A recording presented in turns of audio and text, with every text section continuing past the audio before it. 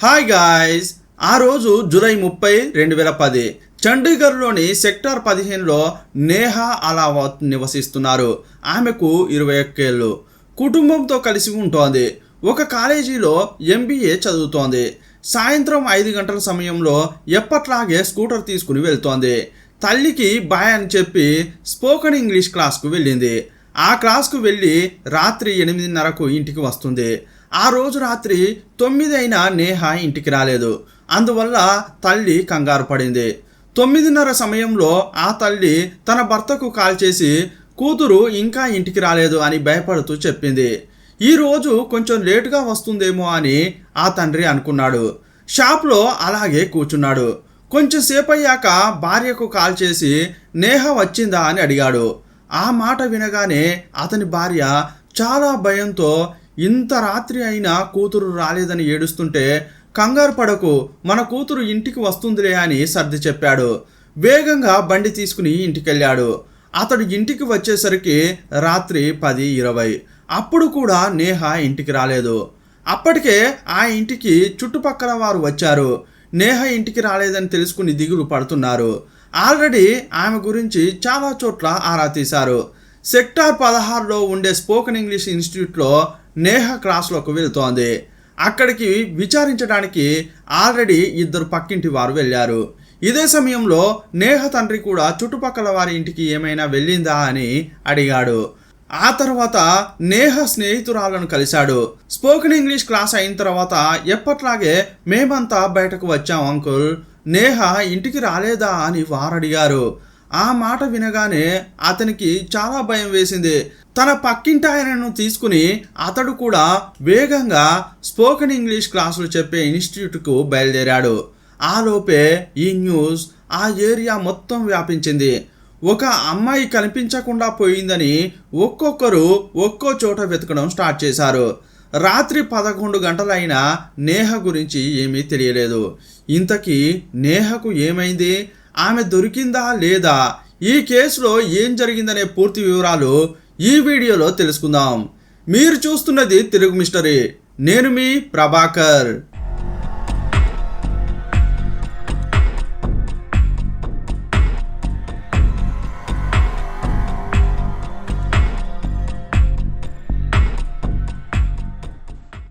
రాత్రంతా నేహ కోసం చాలా వెతికిన కుటుంబ సభ్యులు, బంధువులు, నైబర్స్ పోలీస్ స్టేషన్కు వెళ్ళి కంప్లైంట్ చేశారు.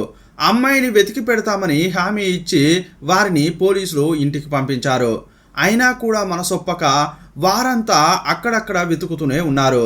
రాత్రి 12 గంటల సమయంలో నేహ తండ్రికి ఒక ఫోన్ కాల్ వచ్చింది.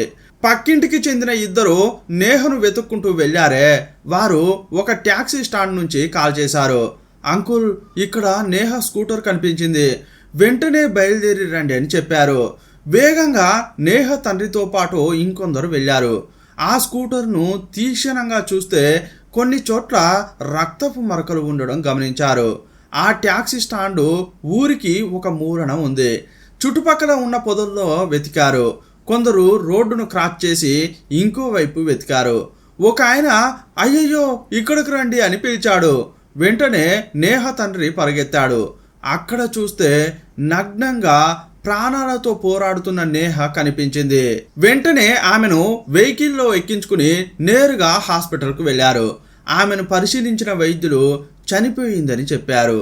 ఈ విషయం పోలీసులకు కూడా తెలిసింది. హాస్పిటల్కు చాలా మంది పోలీసులు వచ్చారు. డెడ్ బాడీని పోస్ట్ మార్టం కోసం పంపించారు. డెడ్ బాడీని చూసిన వైద్యులు ఆమెను ఎవరో లైంగికంగా వేధించి చంపారని చెప్పారు. నేహ దొరికిన ప్రాంతంలో నిందితుని కోసం పోలీసులు వేటాడారు. నేహ స్నేహితులు, నైబర్స్ను విచారించారు. కానీ ఎవరిపైన పెద్దగా సందేహం కలగలేదు. ఈ క్రమంలోనే పోస్ట్ మార్టం రిపోర్టు వచ్చింది. నేహ తలపై బలంగా కొట్టారని, ఆ తర్వాత అత్యాచారం చేశారని, ఆమె శరీరంపై చాలా చోట్ల గాయాలు ఉన్నాయని అటాప్సీ రిపోర్టులో ఉంది. నేహ శరీరంలో దొరికిన సీమెన్ శాంపిల్ను డాక్టర్లు భద్రంగా దాచిపెట్టారు. దాని నుంచి నిందితుని DNAను సేకరించారు. DNA దొరికింది కదా, ఈ కేసును త్వరగానే ఛేదించొచ్చని పోలీసులు అనుకున్నారు. కాలేజీలో అబ్బాయిలు, నైబర్స్, తెలిసిన వారు, అనుమానితులు అని చాలా మందికి పోలీసులు DNA టెస్ట్ చేశారు. కానీ ఎవరితోనూ అది మ్యాచ్ కాలేదు. 300 మందికి పైగా డిఎన్ఏను పోలీసులు టెస్టు చేసినా నిందితుడు దొరకలేదు. కాలేజీ స్టూడెంట్ నేహను అత్యాచారం చేసిందెవరని పోలీసులు కనిపెట్టలేకపోయారు. ఇలా రోజులు దొర్లుకుంటూ పోయాయి. చూస్తుండగానే 10 ఏళ్ళు గడిచాయి. ఆ తర్వాత ఈ కేసు కోల్డ్ స్టోరేజ్కి వెళ్ళింది. ఆ రోజు జనవరి 12, 2022 చండీగఢ్లోని మలోయా పోలీస్ స్టేషన్కు ఉదయమే ఒక కాల్ వచ్చింది. మలోయా ఔటర్లో ఒక లేడీ డెడ్ బాడీ పడి ఉందని ఒక ఆయన చెప్పాడు. వెంటనే పోలీసులు అక్కడికి వెళ్ళారు. రోడ్డు దాటి కొంచెం లోపలికి 40 ఏళ్ల లేడీ డెడ్ బాడీ దొరికింది. ఆ డెడ్ బాడీ నగ్నంగా పడి ఉంది. ఆ లేడీ ఎవరని పోలీసులు విచారణ ప్రారంభించారు. ఒకరోజు ముందు 48 ఏళ్ల వ్యక్తి స్టేషన్కు వచ్చి నా భార్య కనిపించట్లేదని కంప్లైంట్ చేశాడు. ఒకవేళ ఈ లేడీ అతని భార్య అయి ఉంటుందేమో అని సమాచారం ఇచ్చారు. అతడు వచ్చి డెడ్ బాడీని చూశాడు. చూడగానే బాగా ఏడ్చాడు. సార్, ఈమె నా భార్యనే అని చెప్పాడు. ఇంతకీ నీ భార్య ఏ టైంలో కనిపించకుండా పోయిందని పోలీసులు ప్రశ్నించారు. అప్పుడు అతడు ఏం చెప్పాడంటే, సార్, నిన్న రాత్రి 8కి నా భార్యను తీసుకుని బైక్పై మార్కెట్కు వెళ్ళాను. తను షాపింగ్ చేయాలని చెప్పడంతో డ్రాప్ చేసి వచ్చేసా. పావు గంట తర్వాత నా భార్యను పికప్ చేసుకోవడానికి వెళ్ళాను. కానీ ఆమె కనిపించలేదు. తరచుగా నేను డ్రాప్ చేసి వస్తే తను షాపింగ్ చేసుకుని ఆటో పట్టుకుని ఇంటికి వచ్చేది. ఈ రోజు కూడా తను అలాగే వెళ్ళి ఉంటుందని అనుకున్నా. కానీ ఇంటికెళ్ళి చూస్తే నా భార్య కనిపించలేదు. చాలాసేపు అయినా రాకపోవడంతో బయటకు వచ్చి చాలా చోట్ల వెతికాను. ఇంతకీ కనిపించకపోవడంతో స్టేషన్కు వచ్చి కంప్లైంట్ చేశానని చెప్పాడు. వెంటనే పోలీసులు ఆ లేడీ డెడ్ బాడీని అటాప్సీకి పంపించారు. ఆమెను ఎవరో అత్యాచారం చేశారని, ఆ తర్వాత గొంతు నులిమి చంపారని రిపోర్టు వచ్చింది. ఆమె శరీరంలో కూడా అత్యాచారం చేసిన వాడి సీమెను గుర్తించారు. దాన్ని డిఎన్ఏ టెస్టుకు పంపించారు. కొన్నాళ్లకు డిఎన్ఏ ప్రొఫైల్ వచ్చింది. ఇప్పుడే పోలీసులకు చిన్న క్లూ లభించింది. అచ్చం ఇలాగే 10 ఏళ్ల క్రితం ఒక కేసు నమోదైంది. ఒక కాలేజీ అమ్మాయిని అత్యాచారం చేసి కిల్లర్ ఇలాగే చంపాడు కదా అని పోలీసులకు నేహా అలావత్ కేసు గుర్తుకొచ్చింది. కోల్డ్ స్టోరేజ్లో ఉన్న కేసు ఫైల్ను బయటకు తీశారు. 12 ఏళ్ల క్రితం ఆ సంఘటన జరిగింది. నేహా అలావత్ సంఘటనలో 5 ఏళ్ల పాటు నిందితుడి కోసం వెతికిన పోలీసులు ఆ తర్వాత కేసును మూలన పడేశారు. కానీ ఇప్పుడు చిన్న క్లూ దొరకడంతో ఆ కేసు ఫైల్ దుమ్ము దులిపారు. వెంటనే పాత రికార్డులో ఉన్న డిఎన్ఏను ప్రస్తుత కేసులోని డిఎన్ఏను మ్యాచ్ చేశారు. ఈ రెండు కూడా 100కు 100% సరిపోయాయి. అయితే ఎంబీఏ స్టూడెంట్ నేహా అలావత్ను అత్యాచారం చేసిన నిందితుడే ప్రస్తుతం ఈ లేడీని కూడా అత్యాచారం చేసి చంపాడని తెలుసుకున్నారు. ఇక నిందితుని కోసం పోలీసులు వల వేసి వెతకసాగారు. మళ్ళీ అదే ప్రాంతంలో ఉండే అనుమానితుల డిఎన్ఏను సేకరించారు. ఈ లేడీని ఆమె భర్త మార్కెట్లో దింపాడు కదా, ఆ చోట ఉండేవారిని, షాపులు నడుపుతున్న వారిని, అనుమానితులను పట్టుకుని టెస్టులు చేశారు. వీరినే కాకుండా ఆటో డ్రైవర్లు, ట్యాక్సీ నడిపే వారిని పట్టుకుని డిఎన్ఏ సేకరించారు. ఎలాగైనా నిందితుడిని పట్టుకోవాలన్న కసితో పోలీసులు పనిచేశారు. రోడ్డు పక్కన పడుకునే వారిని కూడా పట్టుకెళ్లి టెస్టులు చేశారు. సుమారుగా 800 మందికి పరీక్షలు చేశారు. ఇలా నెలల పాటు ఒక్కొక్కరిని పట్టుకుని టెస్టులు చేశారు. అయినా కూడా ఒక్క క్లూ కూడా దొరకలేదు. ఇదంతా జరిగిన సంవత్సరం తర్వాత ఒక వార్త వచ్చింది. వీరు ఆల్రెడీ 800 మంది డిఎన్ఏ శాంపిళ్లను టెస్టులకు పంపించారు కదా. అప్పుడు ల్యాబ్ నుంచి రిపోర్టు వచ్చింది. అందులో ఒక్కడి డిఎన్ఏ ప్రొఫైల్ పక్కాగా మ్యాచ్ అయినట్లు వైద్యులు చెప్పారు. 40 ఏళ్ల లేడీని అత్యాచారం చేసిన వ్యక్తిని గుర్తించారు. ఇంతకీ అతడు ఎవరని చెక్ చేస్తే అతనిపై క్రిమినల్ హిస్టరీ ఉన్నట్లు తెలిసింది. ఒకానొకప్పుడు అతడు జైలుకు వెళ్ళినట్లు కూడా గుర్తించారు. ఆ వ్యక్తి 35 ఏళ్ల మోను కుమార్. సెక్టార్ 38లో మోను కుమార్ ఉండేవాడని తెలుసుకున్న పోలీసులు వెంటనే అక్కడకు వెళ్ళారు. కానీ అక్కడ అతడు లేడు, ఎక్కడికో వెళ్ళాడని చెప్పారు. అతని గురించి చుట్టుపక్కల విచారించినప్పుడు, సార్, అతడు ఎప్పుడు వస్తాడు, ఎప్పుడు వెళ్తాడో ఎవరికీ తెలియదు. నెలల పాటు కనిపించకుండా పోతాడు. అసలు ఇక్కడ సరిగా ఉండడు అని నైబర్స్ చెప్పారు.